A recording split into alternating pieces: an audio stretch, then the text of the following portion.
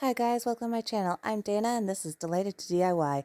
If you like thrift flips and budget home decor DIYs, why don't you consider hitting that red subscribe button. For DIY number one, we're going to start with some jute rope from Dollarama, some floral wire from Dollarama, and I'm just using this chalk paint bottle because I felt it was a good size, but any container roughly around 2 inches in diameter would probably work. I started by cutting a piece of floral wire about 1 to 2 inches longer on either end of the bottle. Then I held with my left hand the wire and the beginning of the jute rope and wrapped it around the bottle over top of the wire 15 times. I slid it down just to make sure that it would fit enough times around. After wrapping it around 15 times, I cut off the end and then began sliding it down the bottle, pulling the wire tight in the middle and then twisting it to tighten it off. I repeated this process 2 more times so that I had 3 bunches in total. After the bunches were made, I trimmed off the longer pieces of wire, then began gluing my pieces together with hot glue. I just added a generous amount onto the wire and a little above and below it, so like the center portion of the coils, as you see here, and then just held them in place till they were glued together. When all 3 bundles were adhered together, I then just began kind of fluffing it out and making it so it was a little more even all the way around, just by separating some of the coils. Then went out to my backyard, grabbed a stick, trimmed it off with my miter shears, and hot glued it onto the top of our pumpkin. Before doing that, actually, there were some of the ends sticking up. I just trimmed them down with scissors, then used my hot glue to glue my stick into the top. Then with one of these leaves from the pumpkin filler pieces from Dollartree, I hot glued one leaf onto it, and how cute is this?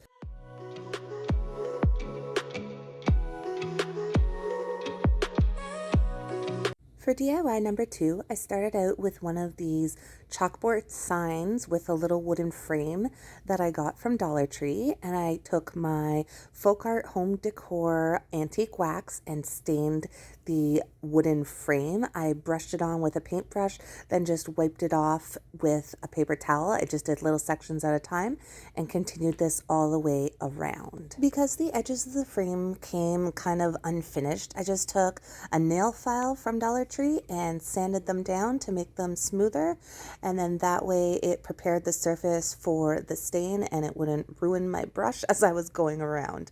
If you don't mind it being rough, by all means you can leave that step out. Next, I did the same process as before, where I brushed on some of the antique wax along the edge of the frame and then wiped it off with a paper towel and continued this all the way around. After the frame was dry, I realized I needed a light background instead of a black background for this printable that I've made. And I've also used the Hippo water slide papers, and I find that they are a bit transparent or translucent, so whiter backgrounds definitely work better with them. I'm still experimenting with darker backgrounds, but I went in with my homemade chalk paint and just gave the inside of the frame 3 good coats to give it good coverage, letting it dry each time in between coats. On my computer, I made a couple of printables. Unfortunately, I didn't size the truck with the pumpkins in the back to the correct size to fit into this frame, so we're gonna go with the Give Me Pumpkin Spice Everything printable that I have made. I printed it on the Hippo water slide decal papers, and I'm just following all the steps from the instructions on the pack to adhere my decal onto my sign. When the decal was dry, I went on to building the stand. I was trying to figure out how I was going to do this and decided on sandwiching the bottom tip in between 2 of the tumbling tower blocks from Dollar Tree. Because this still didn't seem too secure to me, I then used some popsicle sticks and cut them down to size to fit along the bottom of the 2 blocks. I cut 4 sticks, each the same size, and then used my hot glue to adhere them onto the bottom of the 2 tumbling tower blocks as evenly spaced as possible. When the popsicle sticks were in place, I took my burnt umber acrylic paint from Dollar Tree and a small brush and just painted over the bottoms and ends and sides of the popsicle sticks just to give it a more finished look, and then to secure it just a little bit more, because I'd rather have it over secure than not secure enough, I went in and used the hot glue and one more tumbling tower block to glue it onto the back of the sign and connect it to the brown tumbling tower block that was already there. That is a tongue twister.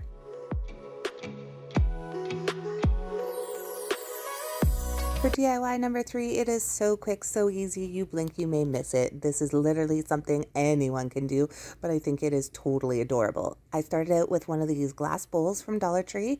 I removed the sticker from the bottom. Then I took some red lentils, also from Dollartree, filled up the jar as high as I could go basically, and just shook it out so it would go down the sides and be level. Again, grabbed a stick from outside in my backyard, cut it down to fit, stuck it into the middle of the red lentils, then took some wired hemp that I believe I got at Dollar Tree. I know you can get similar stuff at Dollar Tree. Wrapped it around my finger 3 times on either end, leaving some in the middle to wrap around our stick stem, then just adjusted them, and again taking some of the leaves from the pumpkin filler picks that you can get at Dollar Tree, I trimmed 2 of them off, then stuck them in, no hot glue, nothing required, easy peasy lemon squeezy, and how cute is that?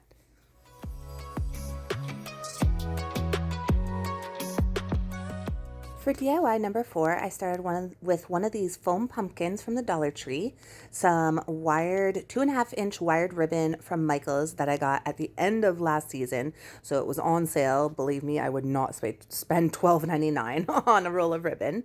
I begun by removing the green stem from the pumpkin, then used the roll of ribbon to measure out how much I would need to go from the top of the pumpkin to the bottom of the pumpkin. Once I had one strip measured, I used it as my template to cut the remaining strips. I needed to cut 8 strips in total. Today's video is part of an open playlist hosted by Sonia at Domestic Diva DIY. She does great DIYs on a budget, and I'll leave a link to her channel if you haven't already checked it out in my description box below, as well as a link to the playlist where I'm sure you will find much more pumpkin decor DIY inspiration. Next, I took some spare scrapbook paper I had got from a pack from Michael's and determined how big I needed it. So I laid it again, similar to the ribbon, from the top of the pumpkin to the bottom. I realized the piece I had was a little too wide, so I just cut it down. And when I realized those sizes were good, I made 4 of them. They were each about an inch and a half wide. Then I began gluing them to the pumpkin. I used my Beacon 3-in-1 advanced glue and some hot glue to help hold them onto the pumpkin. At first I was using just the Beacon glue, but the hot glue of course gives such a fast immediate hold that's why I ended up switching to adding it as well. So here I am adding some of the hot glue just to give it a little bit more of a permanent fast, or not a permanent fast hold, just a more immediate fast hold. I glued the paper strips onto the pumpkin in a northeast southwest formation, so like a cross, and then moved on to attaching the ribbons. To prepare each ribbon strip to be adhered to the pumpkin, I begun by folding in the ends so that it gives you more of an appearance of a tag. So I just folded in a small amount. I'm not too sure how much I folded in, but hopefully you see here what I do. I just folded in and then glued it down to the underside of the strip of ribbon, then put a line of hot glue along the top of it, used my silicone spatula to place it onto the pumpkin, and then worked my way down along the side of the pumpkin, not requiring any glue. But then when I got to the bottom, I did the same sort of thing where I just folded in 1/8 of an edge or so to give it a same sort of tag appearance. For the second strip, I begun in the same manner by gluing in the edges to make it look like a tag, and then glued it onto the bottom of the pumpkin. Then while working my way up the pumpkin, I kept it a lot more taut along the side of the ribbon that butts up with, or well, overlaps the previous ribbon, and allowed it to pucker a bit on the side of the ribbon that is against the paper, because we do want the paper strips to be seen in between the ribbon strips. So the side on the left that you see here that I'm working on now, that's the side that I wanted to be taut, where the two ribbons meet. And then this side that I'm working on now, where the paper is, I want it to pucker a bit, so I'm not making it as taut. But again, I still fold it under when I go to glue it, and then that way the ribbon will show through. I repeated this process all the way around the pumpkin using 2 strips of ribbon between each paper section. I'd like to take a moment to thank you guys for joining me today. I hope you enjoy the DIYs I'm bringing you. And if you like this content, why don't you give it a big thumbs up? That really helps to support my channel. And if you want to stick around, it'd be awesome if you considered subscribing by hitting that red button. Also, if you hit the bell and click all, YouTube should notify you every time I upload a new video. When I was done adhering all the ribbons to the pumpkin, this is what it looked like. I then took the end of a flower stem and cut it off about 4 or 5 inches, curved over the edge, and used that as my new stem. Then I took 3 leaves off the pumpkin, cut them off the pumpkin filler pick from Dollartree, and adhered these onto the top to cover some of the hot glue that was seeping through. And that was it for DIY number 4. You'll have to let me know which one's your favorite in the comments down below. For DIY number 5, I'm starting with these larger tumbling tower blocks. I was just showing the size comparison to the ones you can get at Dollar Tree. These ones were $3 from Dollarama, and I think they're just about the size of regular Jenga blocks. I haven't seen regular Jenga blocks in a long time, so I'm not 100% sure, but they are bigger than the tumbling tower blocks that you can get at Dollar Tree.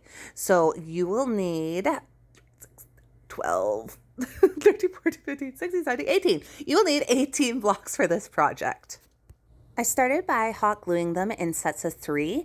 Because I couldn't locate my square ruler at the time, I was just using another sign from Dollar Tree along the bottom to help hold them straight. You will want them as straight as you can get. It makes it a lot easier for this project. So as I said, start by putting them into groups of 3. Once all the groups of 3 were glued together, I'm then hot gluing 2 groups of 3 together so that we have 6 in total. When these 3 groups of 6 were completed, I'm gluing them together on top of each other, adding hot glue in between each layer, because we are going to be making a book stack. I know these have been made before, but I was inspired to make mine after watching a video of a creation very similar to this that Andrea Peacock DIY made on her channel, which I will link for you in my description box below.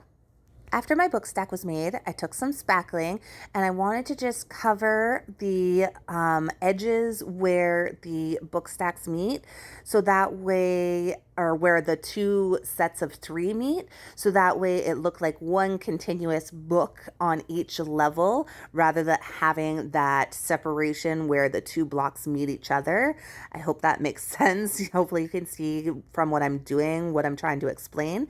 And then I just made sure that some of the spackling was out of the cracks that separated each faux book.